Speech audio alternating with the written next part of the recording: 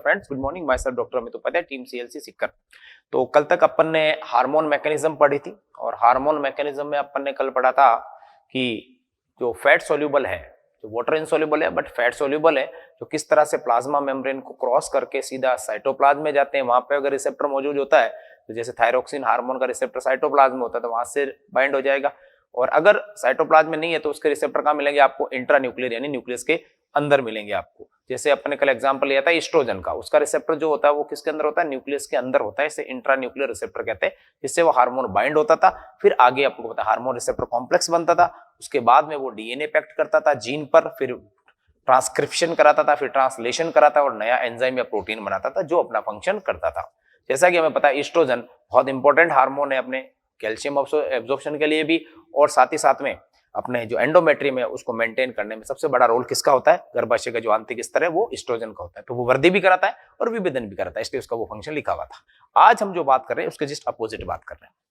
आज हम बात करेंगे fat insoluble but water soluble.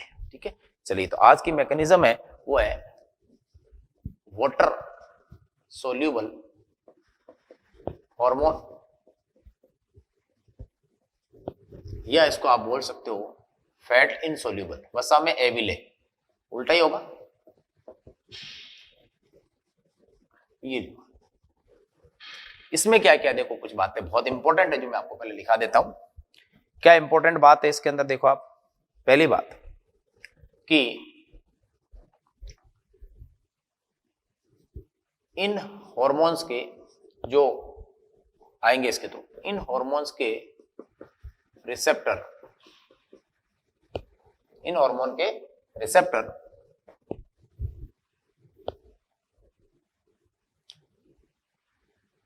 Plasma membrane पर उपस्थित होते हैं। कहां पर होते हैं? प्लाज्मा मेम्ब्रेन पर उपस्थित होते हैं, ध्यान रखिएगा। इस पर प्लाज्मा मेम्ब्रेन पर उपस्थित होते हैं, पहली बात। नेक्स्ट, दूसरा, इसमें एमिनो एसिड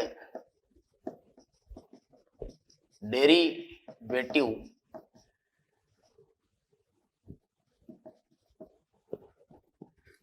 डेरिवेटिव्स, जिसको अपन कहते हैं एमिनो एसिड डेरिवेटिव, तथा प्रोटीन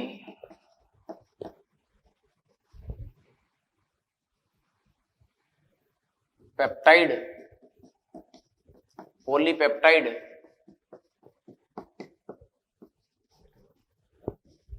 ग्लाइकोपेप्टाइड आदि हार्मोन्स इंक्लूड यानी सम्मिलित किए जाते हैं।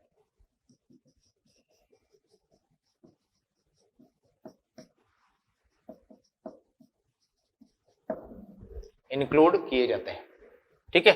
चलिए सर, एमिनो एसिड डेरिवेटिव।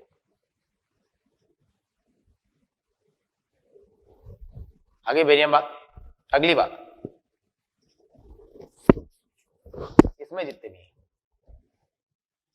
इनमें हार्मोन तथा रिसेप्टर, इसको अपन कहते हैं प्रोटीन के होते हैं रिसेप्टर, बिना प्रोटीन के तो होते नहीं। प्रोटीन रिसेप्टर मिलकर हार्मोन रिसेप्टर कॉम्प्लेक्स का निर्माण प्लाज्मा मेम्ब्रेन पर ही करते हैं, क्योंकि अंदर तो ये जा नहीं सकते, क्योंकि ये क्या है? वसा में एविल है, तो अंदर तो जाएंगे नहीं, वहीं पे ही बना लेंगे अपने। नेक्स्ट, हार्मोन जो है आपके वो फर्स्ट मैसेंजर होता है, जो मैसेज लेके आता है एंडोक्राइन ग्लैंड में, मैसेंजर। और साइक्लिक एएमपी, आगे बताऊंगा आपका, cyclic adenosine monophosphate, inorganic phosphate, इसको अपन कहते हैं inositol, inositol triphosphate, IP3 inositol triphosphate, calcium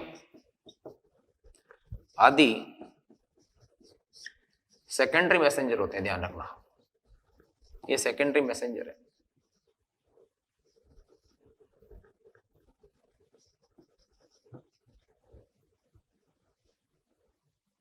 messenger होते हैं कौन कौन से?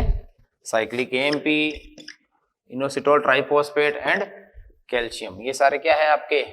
बिल्कुल सेकेंडरी मैसेंजर है, ध्यान रखिएगा आप, बहुत इंपॉर्टेंट बात है ये सब सेकेंडरी मैसेंजर है। साइक्लिक AMP को चाहे साइक्लिक GMP, एक और लिख देता हूं मैं, या एक और नाम लिख देता हूं साइक्लिक GMP, गुआनोसिन मोनोफॉस्फेट, ये भी एक प्रकार का क्या है? सेकेंडरी मैसेंजर है, ध्यान रखिएगा आप। साइक्लिक AMP, इनोसिटोल ट्राइफॉस्फेट या IP3, DAG, एक और लिखता हूं, रुको आप,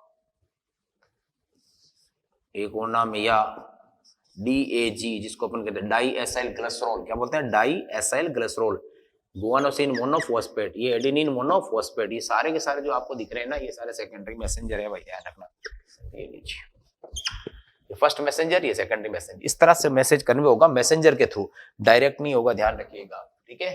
एमिनो एसिड डेरिवेटिव हार्मोन्स बताइए आपको कौन कौन से थे? वो सारे के सारे, और प्रोटीन वाले हार्मोन। इसके अंदर मेन हार्मोन तो कौन सा आ जाता है? एग्जांपल बात करें तो सबसे ज्यादा जो रोल होता है वो किसका होता है? एड्रेनालिन हार्मोन का, पता ही है आपको, एड्रेनालिन हार्मोन, ठीक है ना, ये बहुत इंपॉर्टेंट है, इसी के थ्रू काम करता है मैकेनिज्म, कौन सा? वाटर। तो इसका बेस्ट एग्जांपल है कौन? एड्रेनालिन हार्मोन, क्योंकि हार्मोन भी है, न्यूरोट्रांसमीटर भी है। लिखिए फटाफट ये आप, फिर अपन मैकेनिज्म का एक ग्राफ बनाते हैं अच्छा सा।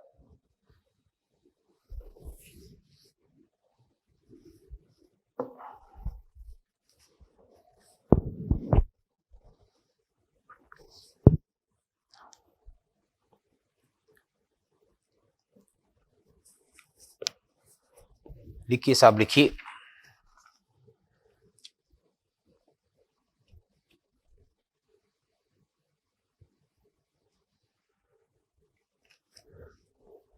ओके, चलिए साहब,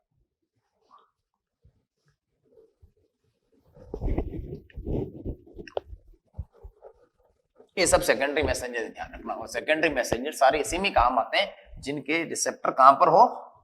प्लाज्मा मेम्ब्रेन पर हो, बाकी में जरूरत नहीं पड़ती है, क्योंकि वो डायरेक्ट सीधा चला जाता है किसके अंदर? सेल के अंदर, यानी कि साइटोप्लाज्म में भी जा सकता है, और न्यूक्लियस के अंदर। कौन सा हार्मोन? स्टेरॉयडल हार्मोन, ठीक है। अब आप देखिए एनसीईआरटी का जो बनाया हुआ है वो किस तरह से बनाया हुआ है डायग्राम, उसको क्लियर कर लेते हैं पहले, फिर अपन एक्स्ट्रा पढ़ेंगे इसके बारे में। इस तरह से सेल मेम्ब्रेन बना रखी है, देखो आप, सेम वही है जो अपन ने अभी बनाया था। ये फॉस्फोलिपिड बीच में, फॉस्फोलिपिड की बाइलेयर बनानी है अपन को, ये लो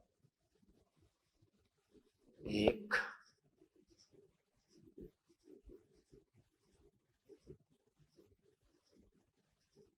ये लीजिए, ये आ गई प्लाज्मा मेम्ब्रेन, कैसी है?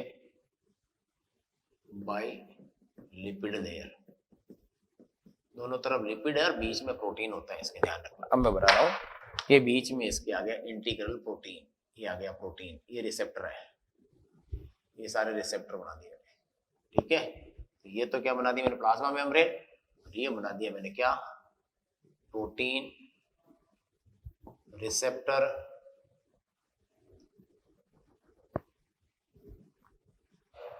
फॉर क्या, किसके लिए? हार्मोन के लिए। और क्या? कोई भी एक हार्मोन का एग्जांपल ले लो जो एनसीईआरटी में दिया हुआ, जैसे FSH का दिया, कौन सा? FSH, follicle stimulating hormone, clear. तो ये डॉट बना देता हूं मैं यहाँ पर, ये FSH हार्मोन है। कौन सा हार्मोन है? FSH hormone, clear. ये रिसेप्टर है, ये हार्मोन आया FSH, किससे जुड़ेगा? इससे जुड़ेगा, ये बाइंड हो गया, ये तो यहाँ पर जो बाइंड हुआ है ये हार्मोन, तो यहाँ पर क्या बन गया? ये क्या बन गया? यहाँ पर क्या बना? ये जो मिक्स बना, ये क्या बना? ये बना है हार्मोन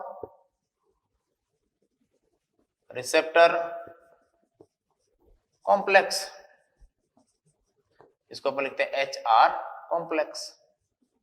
हार्मोन रिसेप्टर कॉम्प्लेक्स बन गया कहाँ? प्लाज्मा मेम्ब्रेन के ऊपर। जैसे ही ये हार्मोन रिसेप्टर कॉम्प्लेक्स बनेगा, अब ये एंट्री कर सकता है किसके अंदर, सेल के अंदर, क्योंकि इसका रिसेप्टर प्रोटीन बनना कहाँ, प्लाज्मा पे ही है रिसेप्टर, तो वहीं पे बाइंड होकर ये बन जाएगा। इसके बाद में ये जो अपने प्लाज्मा मेम्ब्रेन बनाई है, एफएसएच किसके काम करता है, अंडाशय पर। ये तो किसकी है, अंडाशय की है। किसकी है, अंडाशय की सतह पर बता रहे हैं, पर अंडाशय है ये पूरा, इस अंडाशय पर अटैक किया किसने, एफएसएच हार्मोन ने, और ये एफएसएच आकर इससे जुड़ गया, क्या बन गया, हार्मोन रिसेप्टर कॉम्प्लेक्स। अब अंदर आता है, अंदर आने के बाद में यहां पर होती है क्या, रिएक्शन, यहां पर रिएक्शंस हो गई इसके अंदर, अंडाशय के अंदर, ये अंडाशय पूरा नीचे जो अपन बना रहे हैं, यहां होते ही सबसे पहले क्या होगा, अंदर आ गया। अब इसको दूसरे संदेश वाहक की उत्पत्ति करनी पड़ेगी, खूब सारी रिएक्शन होती है यहां पर, अभी मैं आपको डिटेल में बताऊंगा। तो सेकेंडरी, ये तो फर्स्ट मैसेंजर तो हार्मोन है, सेकेंडरी मैसेंजर की यहां पर क्या होगी, उत्पत्ति होगी, बहुत सारी रिएक्शंस होगी, उत्पत्ति कौन कौन से होंगे वो, या तो होगा कैल्शियम, है ना, अलग अलग खूब सारे, या होगा साइक्लिक एएमपी, खूब सारे अपन को पता है, लेकिन अपन दो को ही ले रहे हैं क्योंकि हम एफएसएच हार्मोन की बात करें तो उसका सेकेंडरी मैसेंजर कैल्शियम होगा या साइक्लिक एएमपी होगा, दोनों से वो काम कर सकता है। ये हो गया, ये मैसेंजर की रिएक्शन आगे जाएगी। अब यहाँ पर क्या होगा आपको पता है, बायोलॉजिकल रिएक्शन होगी, तो जैव रासायनिक प्रक्रिया होगी, यानी कि बायोलॉजिकल, बायोकेमिकल रिएक्शन होगी, और तो क्या होगी, यानी कि जैव रासायनिक क्रियाएं, बायोलॉजिकल रिएक्शन या जैव रासायनिक क्रियाएं होगी, क्लियर। और जिसके फलस्वरूप जो रिजल्टेंट बनना होगा वो रिजल्टेंट बनेगा, वो क्या बनेगा, वो क्या बनेगा, वो होगी आपके ओवेरी, ओवेरी में क्या काम करता है उसका, उपस्थित फॉलिकल्स की, एफएसएच का कार्य क्या होता है, फॉलिकल्स की वृद्धि करना, ओवेरियन ग्रोथ हो गई, ओवेरियन ग्रोथ, ये तो है एनसीईआरटी के अकॉर्डिंग। इसके बाद में अपन इसको डिटेल में पढ़ेंगे कि यहाँ पे कौन सी रिएक्शन होगी और किस तरह से सेकेंडरी मैसेंजर बनेगा और किस तरह से बायोकेमिकल, इन सबको अपन डिटेल में लेंगे स्टेप बाय स्टेप। ये लिखिए पहले आप, तो एनसीईआरटी का आपके ये जो है एग्जाम्पल है वो है आपके कौन सा, प्रोटीन हार्मोन की मैकेनिज्म है, कौन सी, प्रोटीन हार्मोन की मैकेनिज्म। वो कौन सी थी पहले जो अपन ने कल पढ़ी थी, वो थी स्टीरॉयडल हार्मोन की। ये लीजिए, ये एनसीईआरटी आपके कंप्लीट हो जाती है। अब थोड़ा सा अपन डेप्थ में चलते हैं कि ये रिएक्शन होती कैसे, ये लिखिए पहले आप फटाफट।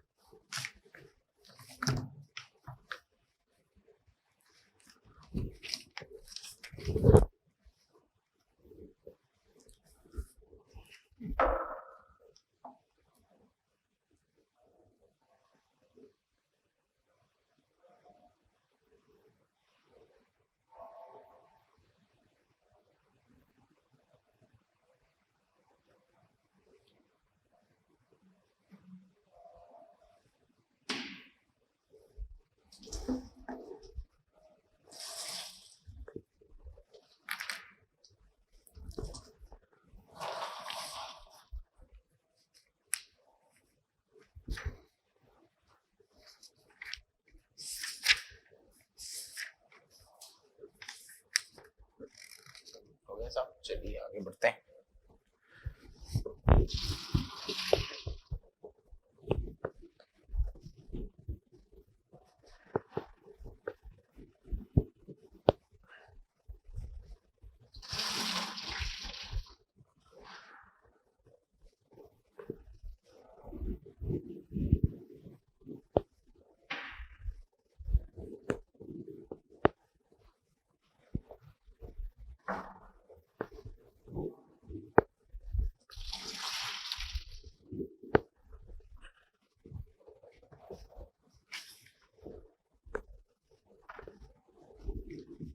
चैप्टर का नाम वापस लिख देता हूं मैं आपके,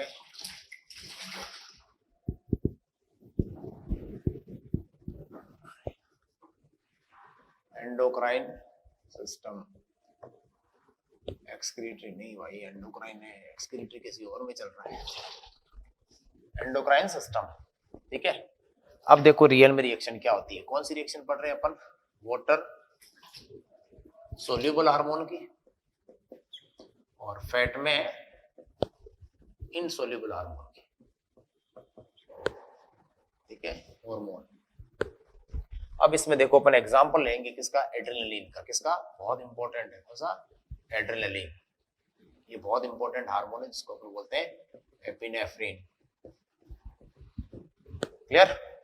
अब किस तरह से रिएक्शन होगी देखिए आप। एड्रेनल हार्मोन कहां से निकल कर आया, एड्रीनल मेडुला से स्रावित होता है। क्लियर।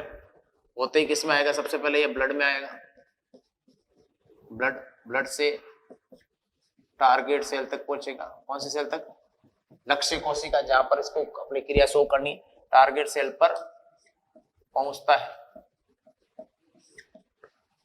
क्लियर, पहुंच गया टारगेट सेल पर। अब सबसे पहले क्या होगा, देखिए टारगेट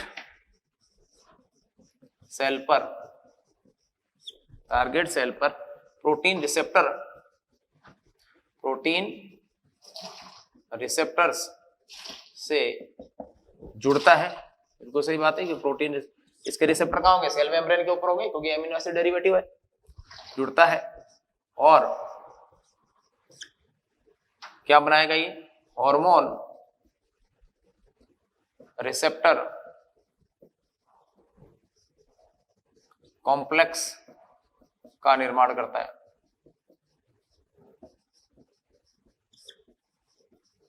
हार्मोन रिसेप्टर कॉम्प्लेक्स का निर्माण करेगा ये, ठीक है ना।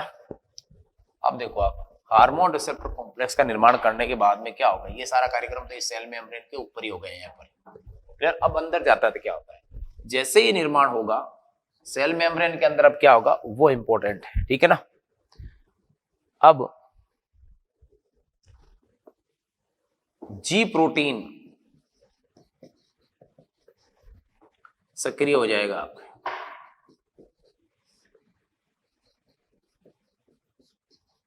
कौन, जो प्लाज्मा मेम्ब्रेन के नीचे पर होता है, ये जी प्रोटीन, जिसको अपन कहते हैं जी टीपी जीडीपी, ये होता है ना, इसे कहते हैं अपन ये जी प्रोटीन। इसे कन्वर्ट करने के लिए यहाँ एंजाइम होता है जिसका नाम है जी प्रोटीन, जो इसको इसमें बदलेगा। करेक्ट। जी protein guanine nucleotide binding protein, पूरा नाम क्या है, गुआनिन न्यूक्लियोटाइड बाइंडिंग प्रोटीन। ये है जी प्रोटीन का पूरा नाम, guanine nucleotide binding protein, GDP या जीटीपी। ये क्या करेगा, ये बनाता है एक एंजाइम जिसका नाम है एडिनाइल साइक्लेज। ये बनाएगा एक एंजाइम, किस, एडिनाइल साइक्लेज एंजाइम का निर्माण होता है। क्लियर। तो आप देखिए, सबसे पहले हार्मोन आया, एड्रेनल मेडुला से ब्लड में आया, टारगेट सेल से जुड़ा, रिसेप्टर कॉम्प्लेक्स बना, फिर जी प्रोटीन सक्रिय हुआ, उसने क्या बना दिया, एक एंजाइम एडिनाइल साइक्लेज। यहां तक लिखिए आप, फिर मिटाते हैं, फिर वापस लिखेंगे इसको आगे। ये आगे क्या करेगा वो अपन देखेंगे। एडिनाइल साइक्लेज यहां से शुरू होता है, मेन एडिनाइल साइक्लेज की जो मेन एक्शन वो यहां से शुरू होगा।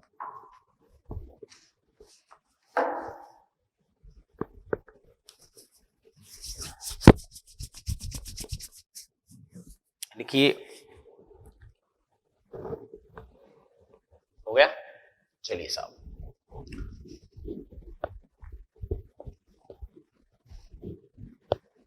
एडिनाइल साइक्लेज एंजाइम आपने बना दिया है।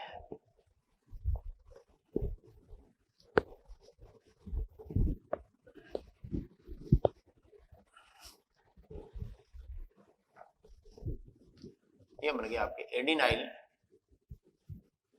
साइक्लेज एंजाइम का निर्माण हो गया। सही बात है। अब ये एडिनाइल साइक्लेज क्या करेगा वो देखिए आप, ये एटीपी को, इसको एडिनोसिन ट्राइफॉस्फेट को बदलेगा साइक्लिक एएमपी में, साइक्लिक एएमपी में। एएमपी का पूरा नाम एडिनोसिन मोनोफॉस्फेट, यानी ये था ट्राइफॉस्फेट, इसको बदल दिया मोनोफॉस्फेट। तो क्या साथ में क्या मुक्त होगी, ऊर्जा मुक्त होगी एटीपी के रूप में, 2 फॉस्फेट टूट गया है। अब ये साइक्लिक एएमपी आपके बन गया सेकेंडरी मैसेंजर।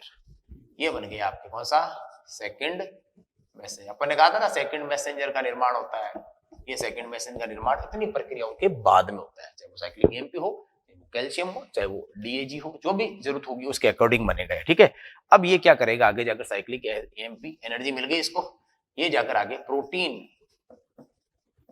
काइनेज एंजाइम को एक्टिवेट करेगा।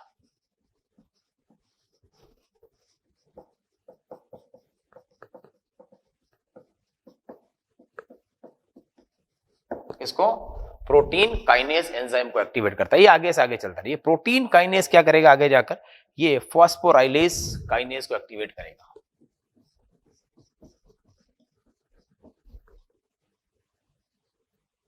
फॉस्फोराइलेज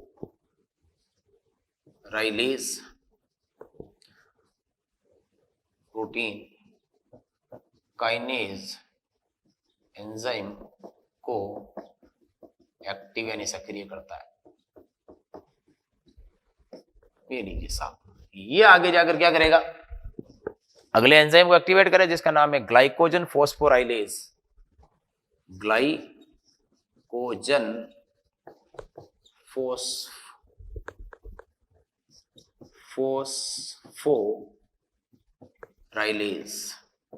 एंजाइम को एक्टिव करता है। और ये ग्लाइकोजन आगे जाकर क्या, नाम क्या क्या आ गया देखो ग्लाइकोजन, ये ग्लाइकोजन क्या करेगा आगे, ग्लाइकोजन क्या करेगा, ये करेगा ग्लाइकोजन को तोड़कर किसमें बदल देगा, ग्लूकोज में। ग्लाइकोजन को तोड़कर किसमें बदल देगा, ग्लूकोज में। ये ग्लाइकोजन, ये ग्लूकोज, यानी क्या हो गया, ग्लाइकोलाइसिस। क्या हो गया, ग्लाइकोलाइसिस, ग्लाइकोजन को ग्लूकोज में, और ग्लूकोज जाकर हमें क्या देगा, बोलो भाई, बोलो, एनर्जी देगा। बोलो ऐसे है ना जो हमारे काम आएगी। अगर हमें बात करूं ना, वन, ये ध्यान रखना बहुत इंपॉर्टेंट चीज दिखा रहा हूं, वन एड्रिनलिन मॉलिक्यूल, एक एड्रिनलिन का मॉलिक्यूल पता है आपको 10 की घात 8 ग्लूकोज मॉलिक्यूल देता है।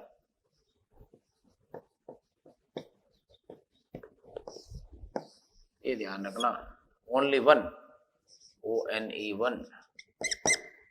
ये क्वेश्चन करो, ये पूरी है इसकी कंप्लीट क्रियाविधि, ध्यान रखिएगा।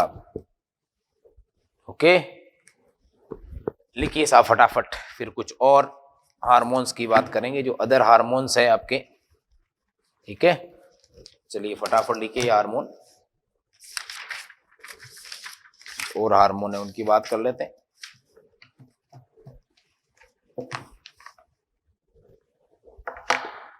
एक्सक्रीटरी मैंने पढ़ाया इसलिए मुझे पता है, वो तो आपको मैंने पढ़ा रखा है, वो पढ़ाऊंगा नहीं। मेन हार्मोन आपके किसके, किडनी के मैंने पढ़ा दिया, हार्ट का भी मैंने उसमें पढ़ा दिया। सिर्फ एक डाइजेस्टिव सिस्टम के हार्मोन मैंने आपको डाइजेशन नहीं पढ़ाया, इसलिए वो मैं पढ़ा देता हूँ आपको, है ना, ताकि कोई दिक्कत ना हो। ये लिखिए पहले आप, डाइजेस्टिव का हार्मोन पढ़ लेते हैं अपन फटाफट पहले।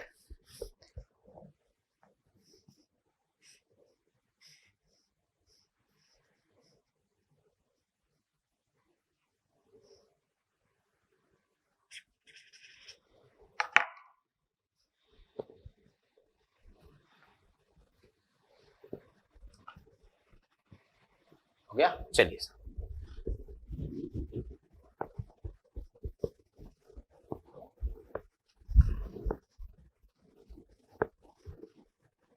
ये आपके एंजाइम की और हार्मोन की प्रक्रियाएं कंप्लीट, मैकेनिज्म ऑफ एक्शन पूरा कंप्लीट हो जाता है। नेगेटिव फीडबैक कंप्लीट हो गए, पॉजिटिव फीडबैक कंप्लीट हो गए। अब अदर हार्मोन्स का जो बना हुआ पार्ट है वो मैं आपको बता देता हूं। देखिए, अदर हार्मोन्स, अदर हॉर्मोन्स, अगर अदर हार्मोन्स के ऊपर बात करें तो पहला हार्मोन आता है आपके गैस्ट्रीन हार्मोन। कौन सा, गैस्ट्रीन हार्मोन। देखिए साहब, ये हार्मोन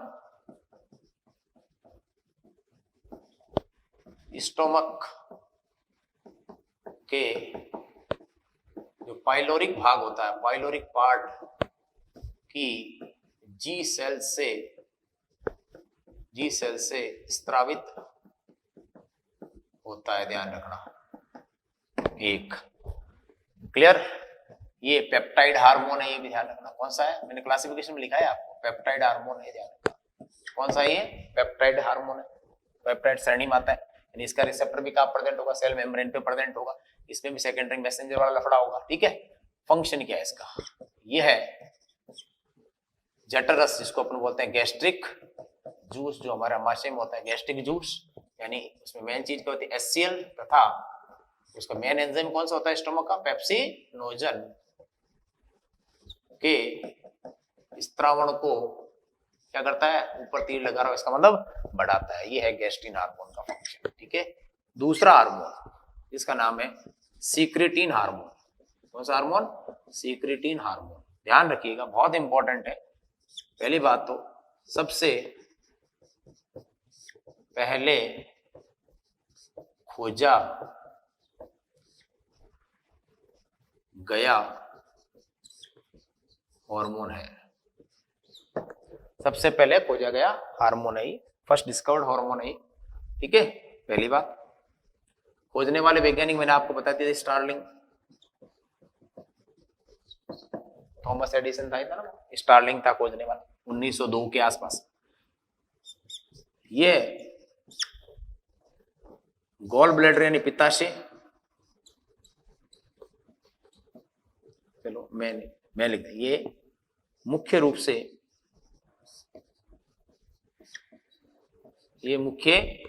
से अग्नाशय के यानी पेनक्रियास के एक्सोक्राइन पार्ट पर कार्य करता है। किस पर करता है, एक्सोक्राइन पार्ट पर। दो पार्ट होते हैं ना अग्नाशय के, अंतःस्रावी और बहिस्रावी। ये किस पे काम करेगा, बहिस्रावी पे। अंतःस्रावी पे तो हार्मोन है, तो वहां पर इसका कोई मतलब ही नहीं। एक्सोक्राइन पार्ट पर कार्य करता है और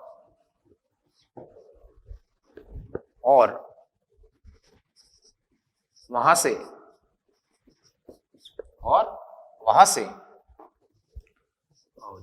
जल तथा बाइकार्बोनेट आयन के स्त्रावण को क्या करेगा, ये बढ़ाता है। ध्यान रखिएगा, इसको जल और बाइकार्बोनेट आयन को प्रेरित करता है, ठीक है। ये हो गए आपके दो हार्मोन। दो लिखिए, दो और बाकी वो भी लिखाता हूं मैंने, पहले आप ये लिखिए।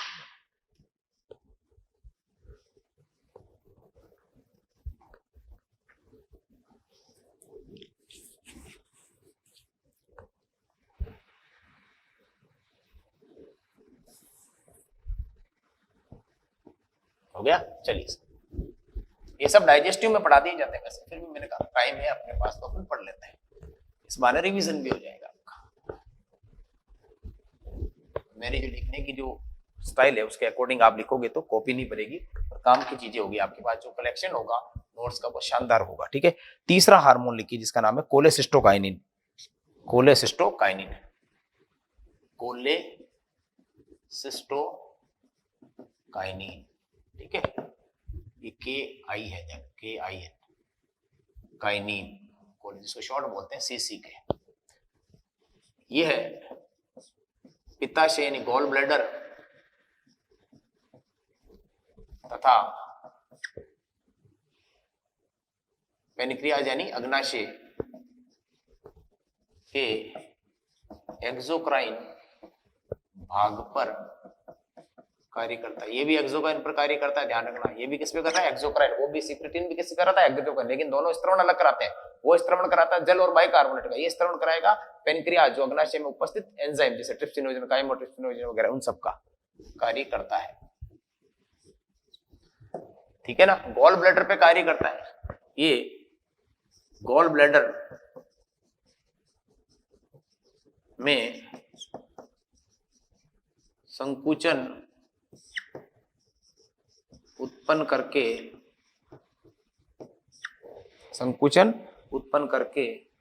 पित्त के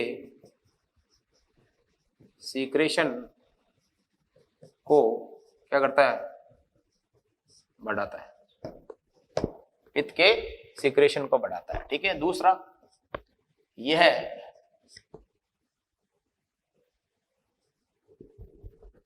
अग्नाशय यानी कि गैस्ट्रिक, तो ये पेनक्रियाटिक एंजाइम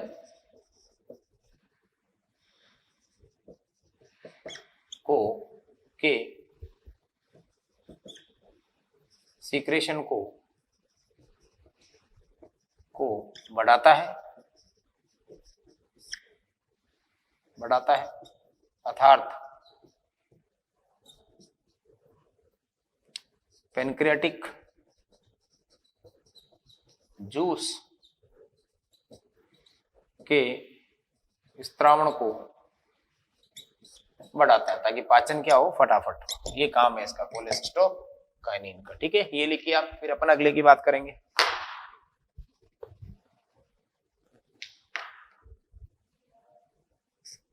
ये हो गए आपके 3, एक और बचा है जो अभी अपन पढ़ लेते हैं।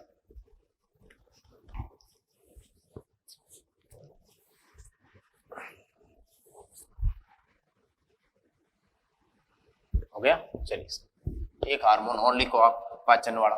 ये भी पेप्टाइड है, सारे पेप्टाइड है। जो भी अपन ने डाइजेस्टिव में 3 पढ़े ना, तीनों पेप्टाइड है। चौथा पढ़ा रहा हूं वो भी पेप्टाइड है, ध्यान रखिएगा। उसका नाम लिखिए, उसका नाम है GIP। चौथा हार्मोन है, उसका नाम है GIP। पूरा नाम गैस्ट्रिक इनहिबिटरी